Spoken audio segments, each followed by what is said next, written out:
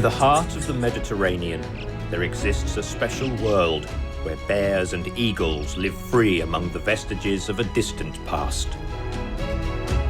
It is a veritable treasure trove of biodiversity that, from the Alps to the islands facing Africa, is home to riches of inestimable value.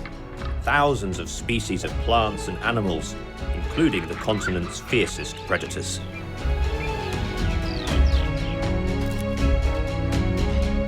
This is Italy.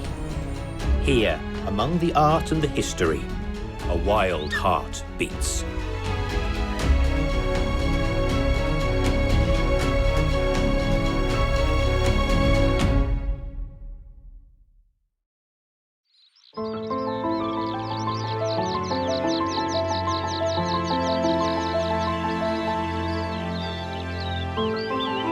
A female bear nibbles at the grass. Unlike her alpine cousins, the Marsican brown bear is predominantly vegetarian, indeed herbivore. She is an expert on all kinds of wild grasses and has specific tastes.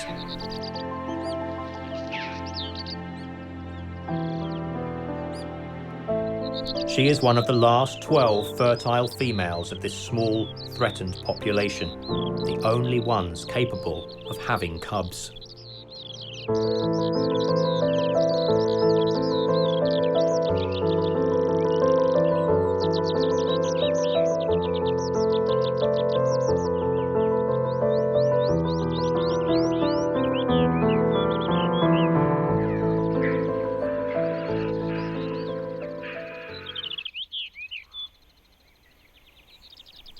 Today, roaming free in the small region of the Apennines, right in the heart of the Italian peninsula, lives one of the most important populations of brown bears in Europe.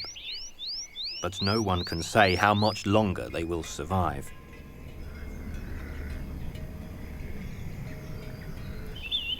The Marsicano bear is the most threatened mammal in Italy. The domain of this peaceful creature is shrinking every day, invaded by man.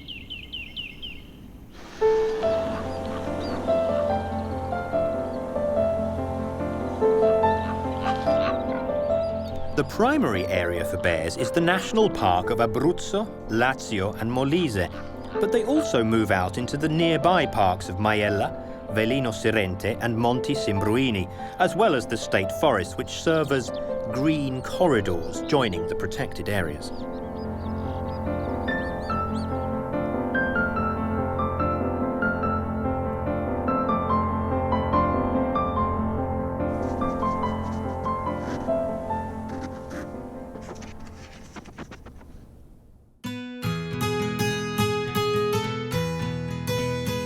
The protected area covers 50,000 hectares, the area of a small Italian region, to which are added 60,000 hectares of external protection. There are no fences, no gates. It is just an hour's drive from Rome, one of the largest and most chaotic cities in Europe. Just 120 kilometers of motorway make the difference between the noise of car horns, houses, people and traffic on the one hand, and silent beech forests, snow-capped mountains and, above all, large mammals on the other. The brown bear, the smallest of the European brown bears, but still a bear weighing 200 kilos.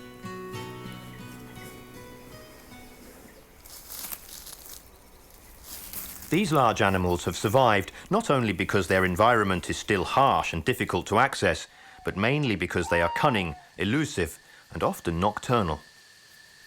They are wild, free animals and may disappoint those who think that the national park is like a zoo and the animals pose to be admired and photographed. It occurs sometimes, obviously, but it is unusual and far from the norm.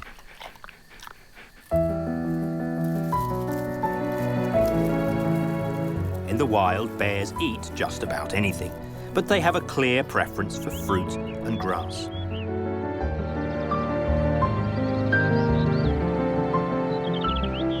But without the presence of shepherds and farmers, food is now much more scarce than it once was in the Apennines.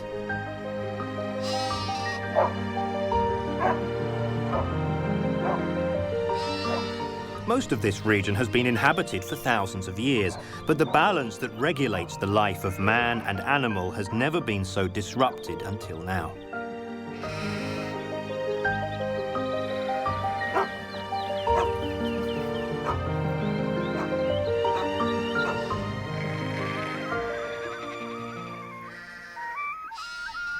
Modern times have changed things, and bears who need tranquility and space have been forced to keep their distance from the most populated and noisiest areas by retreating into the least accessible places.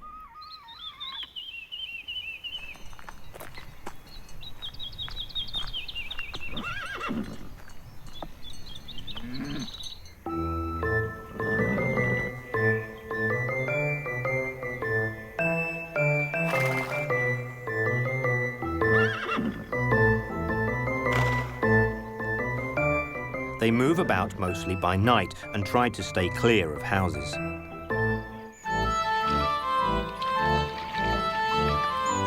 But some have lost their traditional caution and have become more confident, taking an interest in human beings and their tempting products, such as honey, cheese, and chickens.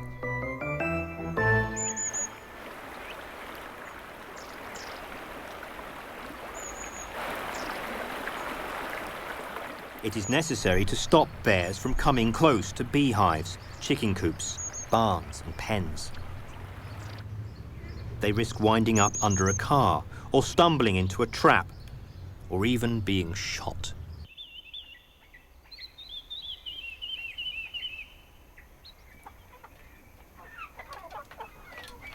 The bear Gemma some time ago came to take some chickens from the hen house in the village of Villalago.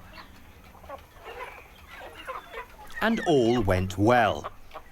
A little less so for the chickens and the farmer, who found himself with a handful of feathers and a rush to repair the damage, reinforcing his defences with a simple but efficient structure of boards and nails.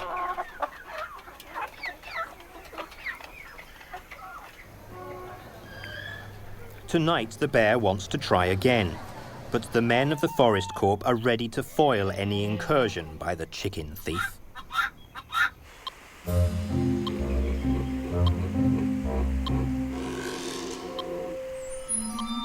The forest rangers are alerted thanks to a radio signal emitted by a collar they put on the bear a year ago in order to better follow her movements.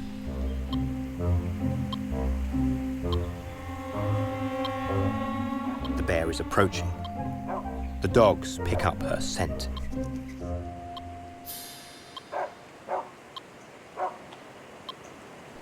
But will a simple firecracker be enough to drive her away?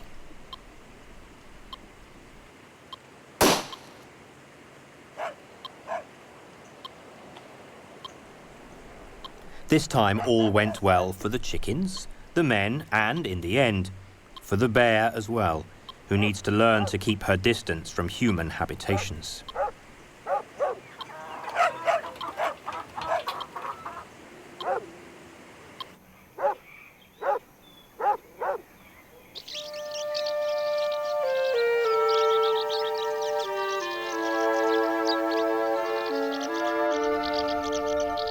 Our bear has gone back into the mountains, disillusioned after her attempt has been blocked by the forest rangers.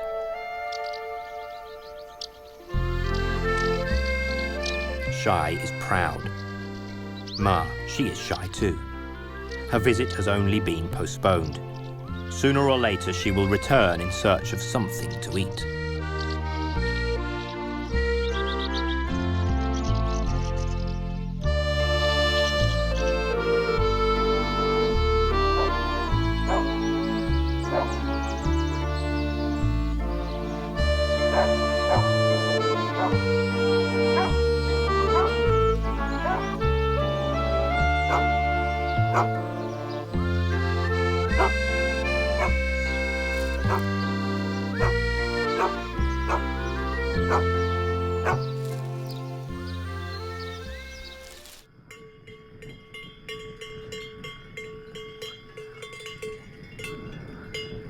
Every bear is registered, and many are equipped with radio collars.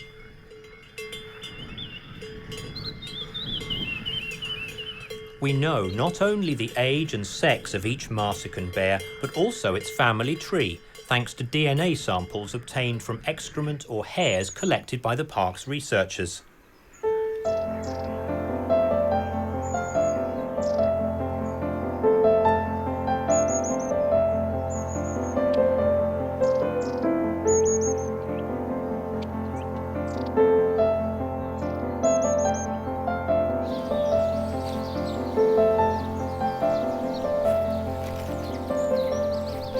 Gemma, Stella, Reginella, Marina, Bernardo, and before them, Yoga and Sandrino. These are the names that have been given to the trusting bears by the men of Abruzzo in order to show that bears are not just wild animals. They are leading figures in the life of this land, a symbol of the mystery and beauty of nature which has joined man and beast for thousands of years.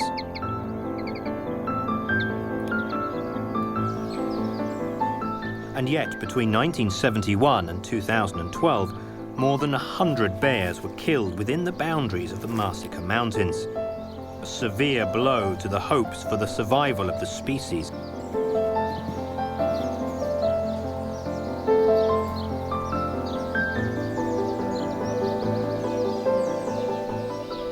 "50 years ago, there were probably more than 100 of them, but today, there are more likely less than half of that."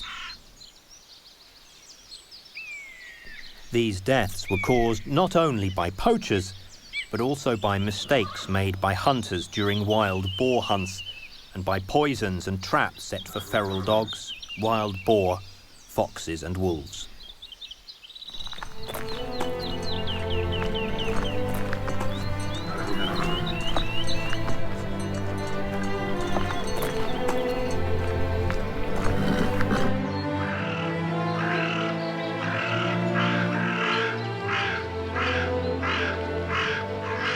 The buzzards have found something that interests them. They were attracted by the magpies and the carrion crow, which are real explorers, always very curious about everything that is happening in their world. The magpies were the first to spot that there is a carcass in the grass, a cheap meal, but they have to withdraw in the presence of the birds of prey, which are certainly better armed.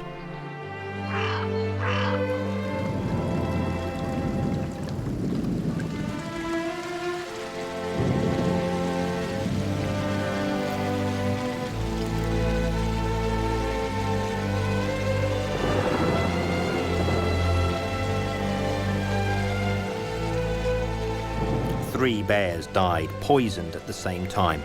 An adult male, a young, and an adult female. It was a terrible loss.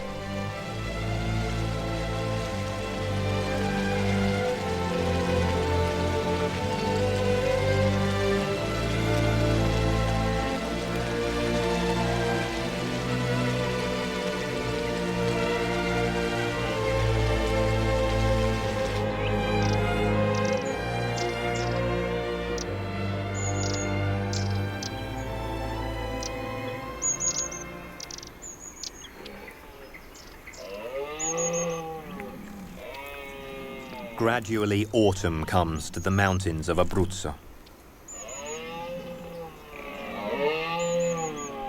The maples seem to burst into flame. Speckles of colour sweep across the slopes where the bellow of rutting deer rings out.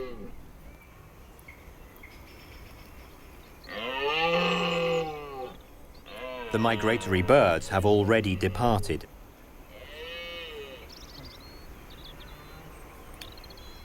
Someone has left their feathers behind. A wood pigeon.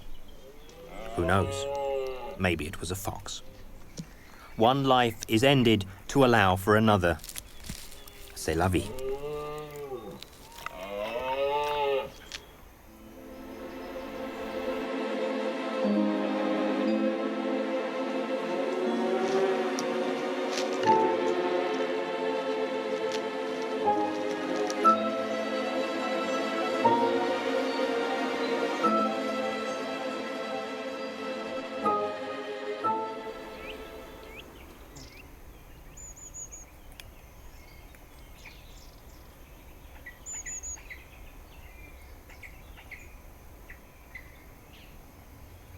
The chamois are wearing their winter coats. The males mark the shrubs, leaving an odorous substance produced by glands at the base of the horns on the grass stems and junipers.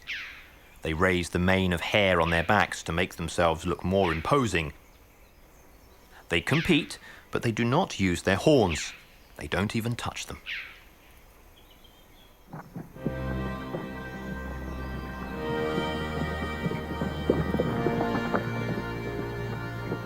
They run and run at breakneck speed up and down until their hearts are fit to burst. The one who can continue the longest wins.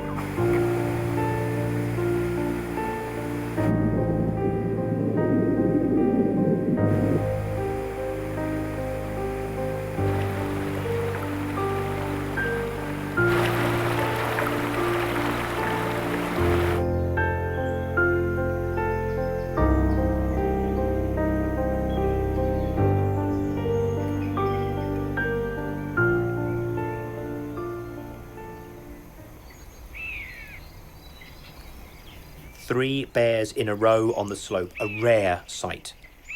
There is a female with a cub of about 2 years old who is still with her, and a male trying to reach the female who is walking rapidly away.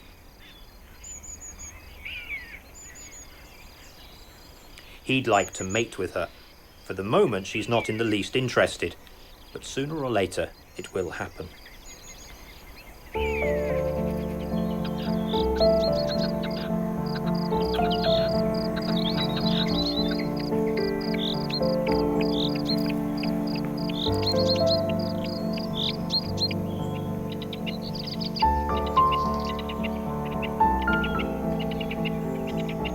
The rangers patrol the areas most frequented by bears to offer them a little protection at a time when they are forced to come out into the open.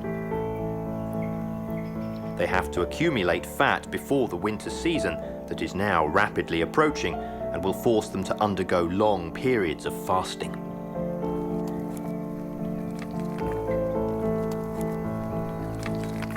Early autumn can still bring warm days, and high up there are still some buckthorn bushes laden with sweet fruit.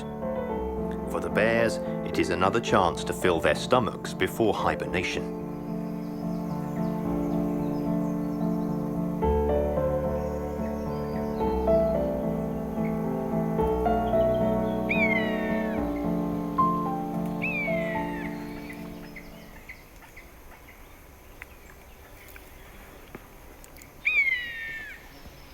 Gemma Bear should wake up, but she has been observing radio silence. The signal emitted by her collar has not been picked up by the receiver. It is probably blocked by the mountains. What if she's in trouble? What if she's caught in a trap with her cubs? What has become of her?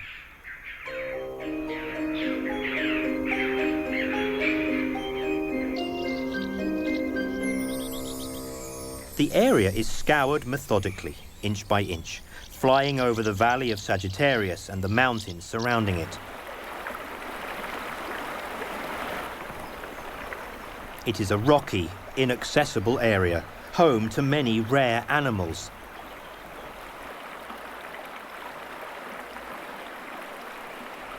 Suddenly, there is a signal. The needle begins to move. Through the deafening sound comes the unmistakable beep that they've been eagerly waiting for. The bear is somewhere down below.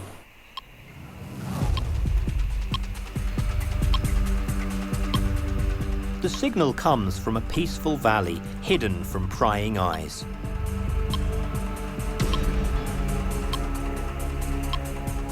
There she is.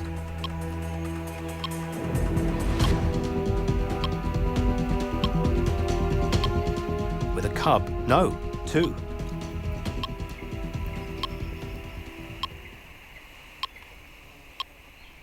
Amazing.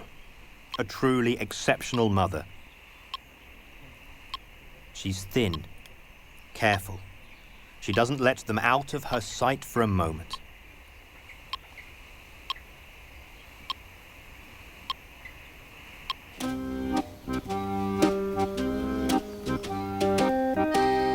Photographers and enthusiasts line up in a disciplined manner, their telescopes, binoculars and telephoto lenses pointing towards the bottom of the valley.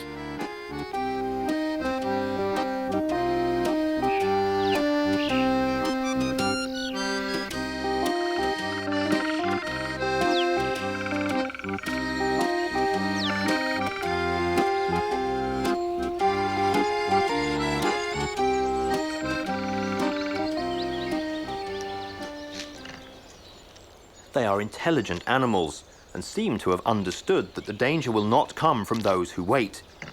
At Devil's Pass, a location now famous throughout Europe as a hotspot for observing bears.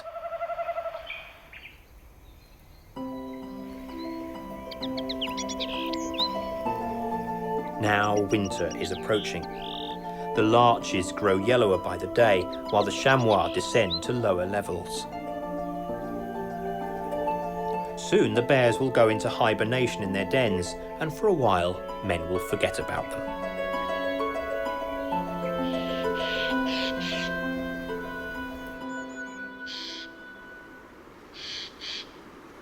There is still time for a loving moment between Mum and her now grown-up cubs.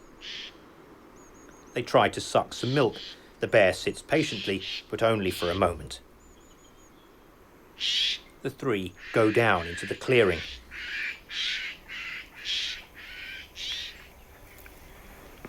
They reach their favourite resting place and lie down all together, keeping each other warm.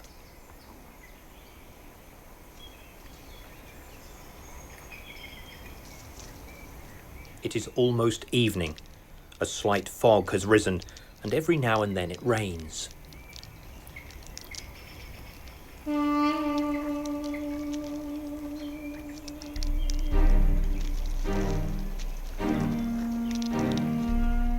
There is something almost human about bears. They love to play and have fun, and even a branch can arouse their interest. Their curiosity enables them to learn everything about the woods and to find the most hidden and obscure sources of food. Soon the young will leave their mother for good and look for somewhere to hibernate among the rocks. She already has her soft, dry den with a bed of moss and dry leaves in an out-of-the-way place. She'll give birth during hibernation.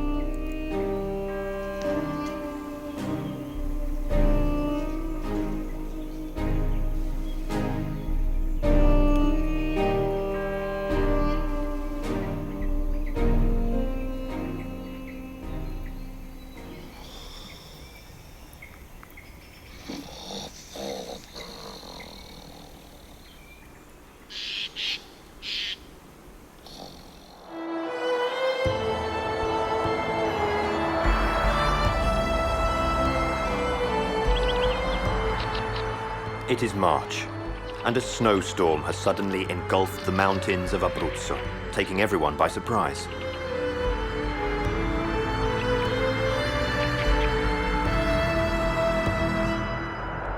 A flock of thrushes struggles to survive, relying on a few berries.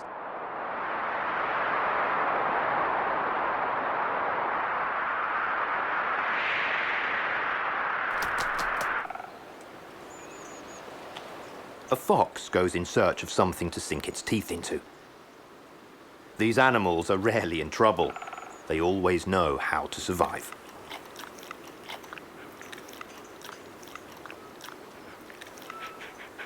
It was the last snowfall of the season. The intense rays of the sun now begin to divest the trees of their white covering.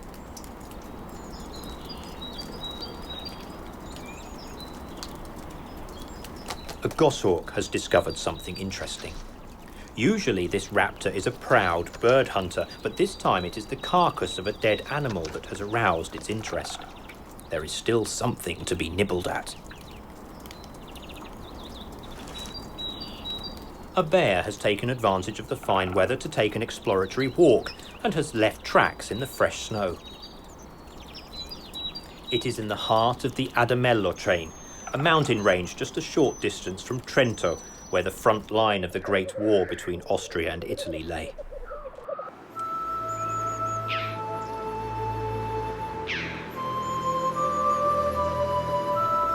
From a historical point of view, this territory is the point of contact between nations that once fought one another. But for those who study fauna, it is an ecological corridor, a large green belt that allows the animals of the Balkans and Eastern Europe to colonize the Western Alps, including bears.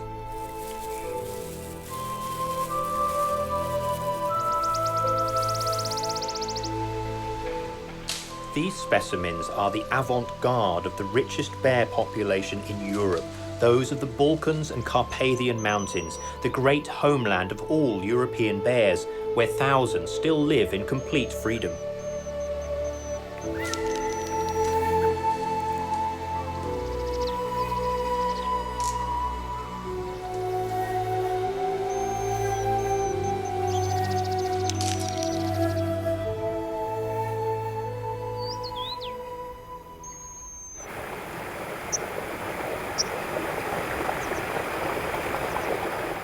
The snow melting in the mountains swells clear, oxygen-rich streams, home to thousands of mayfly that swarm around in perfect synchronization.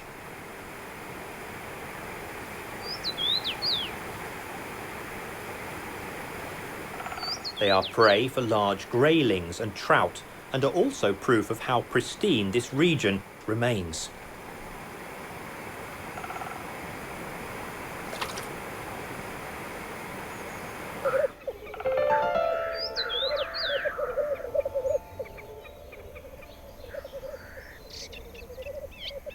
The small lake of Tovel appears through the fir and beech trees. Here lies one of the largest and healthiest populations of Western European bears.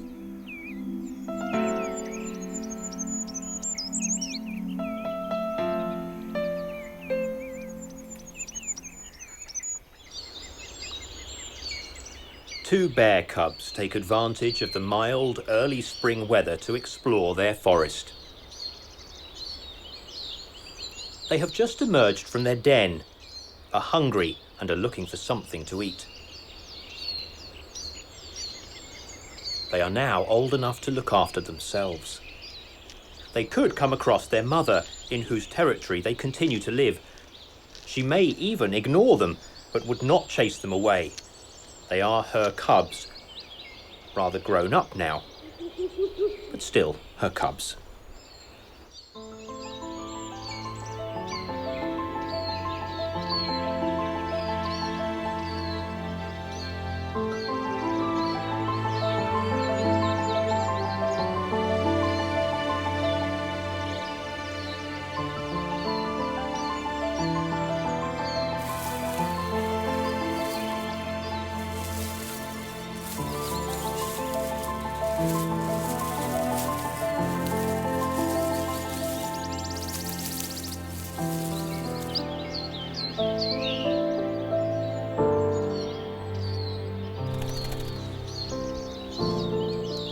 A fox and a raccoon dog have also arrived in the clearing.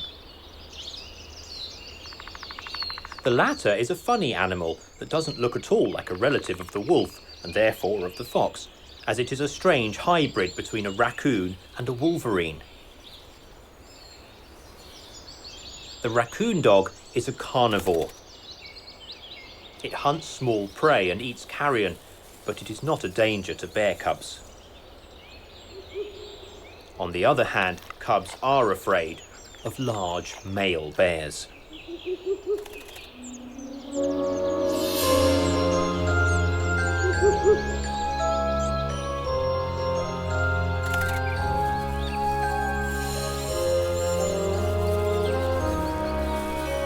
A Ural owl calls out from the branches of a beech tree.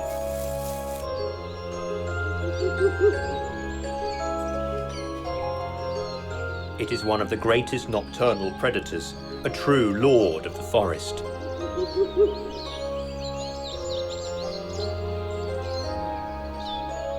Its song sounds sinister, a series of notes in rapid succession. Then it breaks off abruptly. The fox, which was spying on the bear cub's movements, moves away rapidly.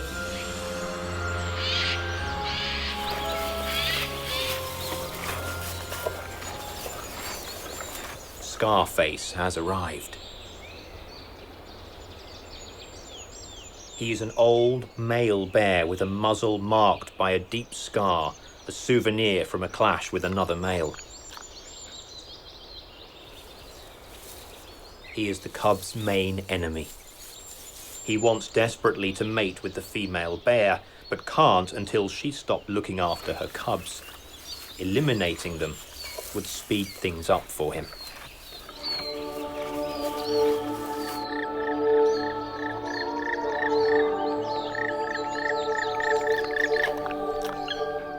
The cubs escape, and Scarface can now woo the female. Free from her maternal duties, she could now conceive more cubs.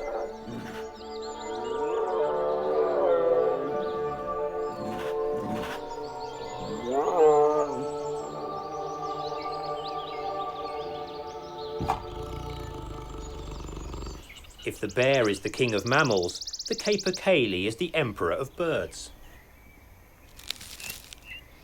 Although it feeds on insects, worms, blueberries, strawberries and raspberries, if nothing else is available, it will make do with pine needles, which it can digest thanks to the particular bacterial flora that live in its gut.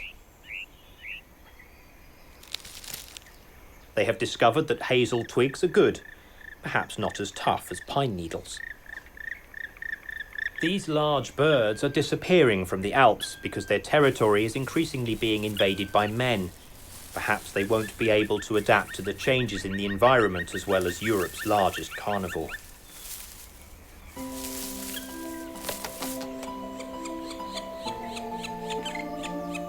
The black woodpeckers are taking care of their brood, which is demanding food, approaching the nest dug out of the trunk of a large beech.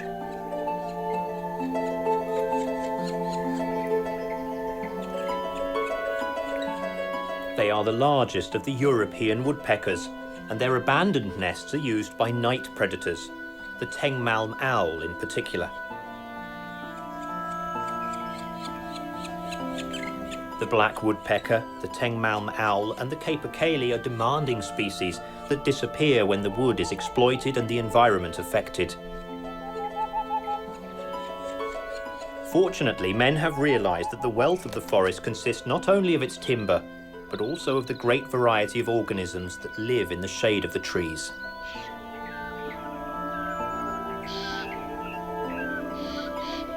The lady's slipper is the largest European orchid and needs moisture, as do the spotted salamander and alpine frogs gathering in ponds to lay eggs.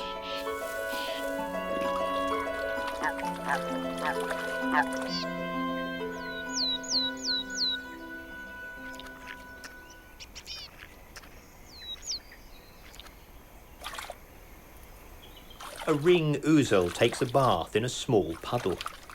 It looks around as it does so, as this puddle is also frequented by other animals, not all of them harmless.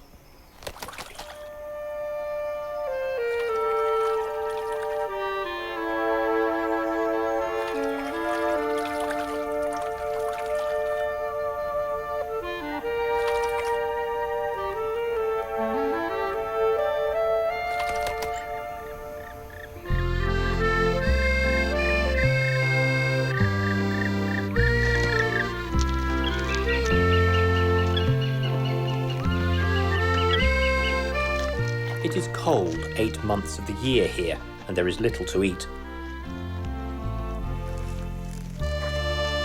A big male moves through the woods. But for now he dedicates himself to his favourite activity, lifting stones and branches to see if there's something tasty underneath.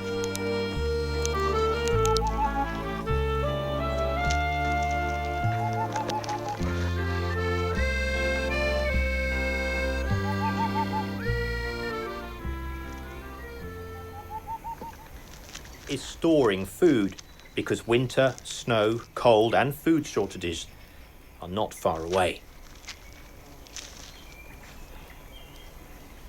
It has selected a large trunk that it is tearing apart little by little. It is wrapped in mosses and has been eaten away by insects and mushrooms.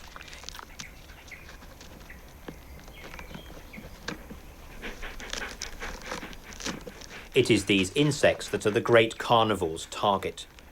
It uses its long, powerful claws to break the wood and reveal the tunnels that conceal the larvae and eggs of ants and wood-eating insects.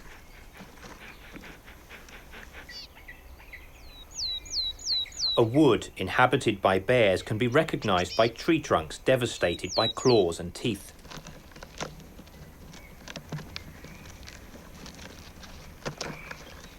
A bird is following its actions with interest. A dunnock. Perhaps it could pinch an insect. The humid, foggy air is full of smells, some interesting. There could be a female in the area, but she is unlikely to surrender to his advances in this season on the threshold of autumn. Woodpecker could carry out the same task, but with greater grace. It is a demanding job that requires patience, but the bear is in no hurry. In fact, at one point, having lain down to look for something low down, it decides that it's time for a nap.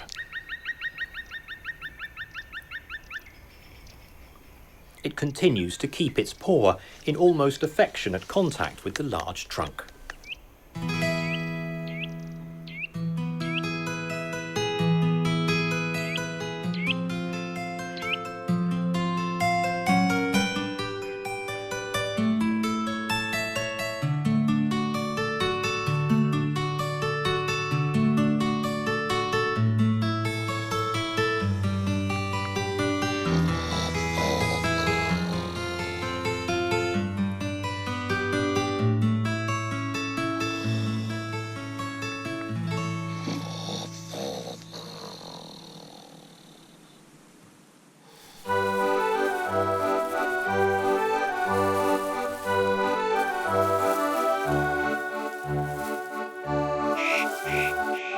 This bear has Slovenian origins. He must be the offspring of one of the bears donated to Italy by Slovenia to repopulate the mountains of Trentino, and hence the entire Alpine chain, from where the bear disappeared after centuries of persecution.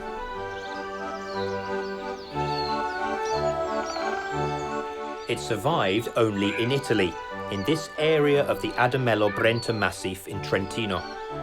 But by 1990, the situation had become dramatic here too. There were only 2 specimens left.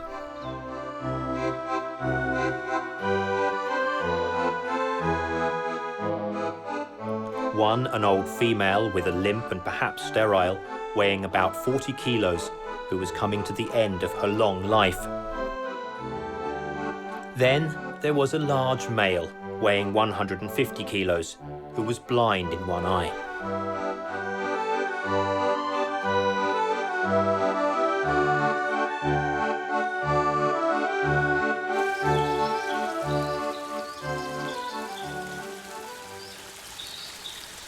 Thanks to infrared cameras, everything was known about them, but it was evident that since they could not breed, the death of these 2 specimens would mean the definitive disappearance of brown bears from the Alps. Thus, on the initiative of the World Wildlife Fund and the administrators of Trento, convinced that it was necessary to save an authentic living monument of the Alps, it was decided to release some bears caught in Slovenia into the Adamello Brenta Natural Park.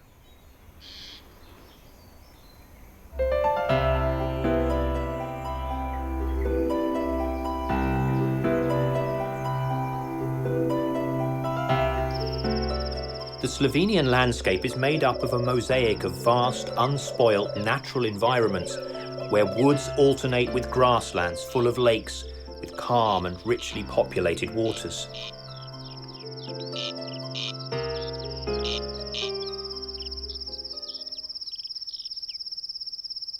Small but ruthless hunting birds live here, like the red-backed shrike that go hunting for insects. They are migrants from Africa and hunt for crickets among the grass. When they find them, many put them to one side, hanging them on the barbed wire.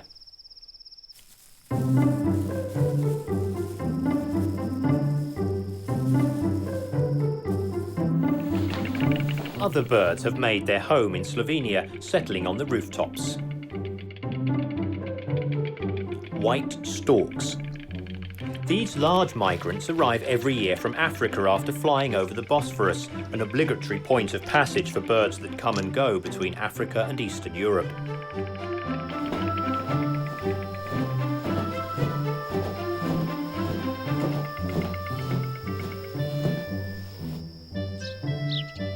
Sparrows also live in their large nests, eating their leftover food, but they're careful about going upstairs. You never know with some roommates, especially those with big beaks.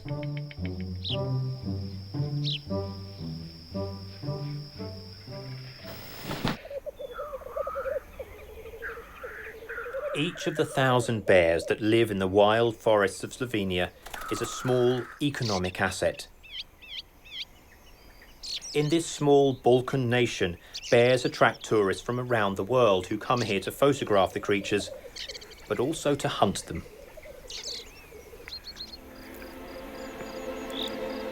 Every year, a good number of specimens are struck down by hunters, mostly foreigners, who can only shoot at the bears indicated by the game wardens.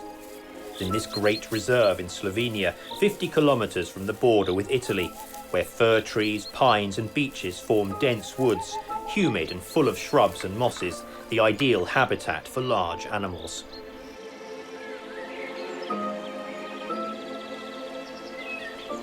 Between 1999 and 2002, 3 males and 7 females aged 3 to 6 were released. In their country of origin, they were sentenced to be included in the cull, but at the last moment they were saved and tranquilized to be transported to Italy for the international Reintroduction project.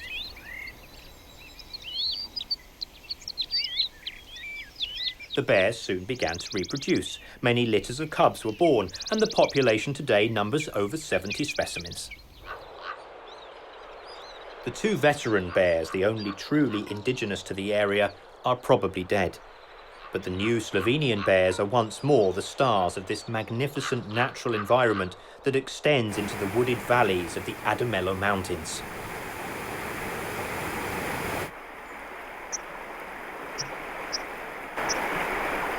If they were able to cross the swirling waters of the Adige River, they would find a boundless world full of dens, water and food. Some have succeeded, but they are young, impulsive, restless males who have not settled down in the new areas. Only when a female moves across can we be certain that the bear population is expanding to the west.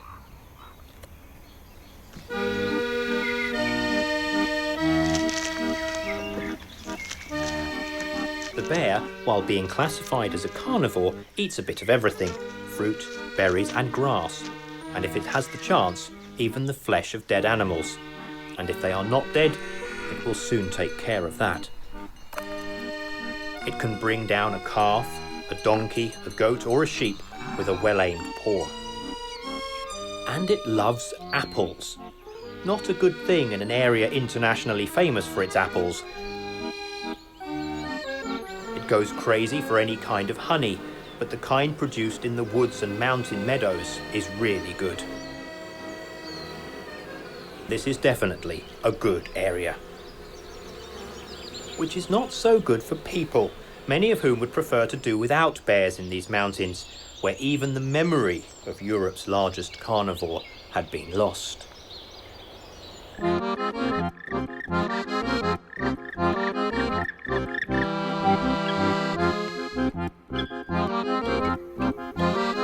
Bears are not aggressive and are usually afraid of men, but some approach inhabited areas and regularly enter orchards, fields and chicken houses.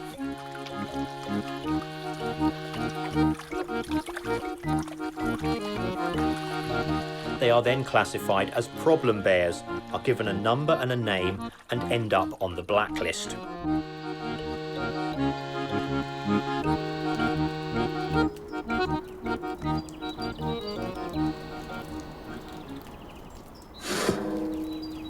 People have decided to make sure they can do no damage, so they capture or kill them.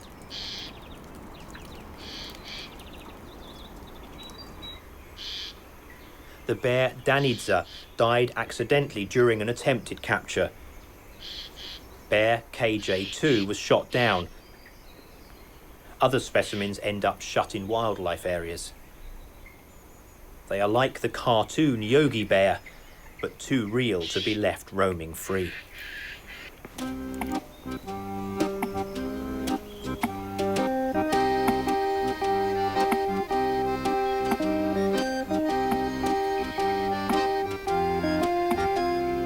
It is a difficult life for the largest carnivore in Europe's forests, forced to carve out a living space in a vast and extended environment, but one that is continually invaded by tourists, mushroom and blueberry pickers, farmers and hikers.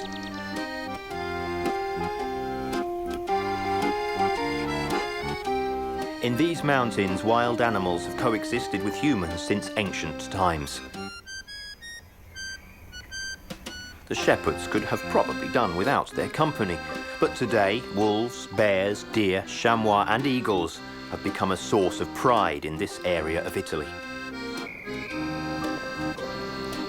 They have become the true entrepreneurs of the park's green economy because they attract a growing number of visitors from all over the world.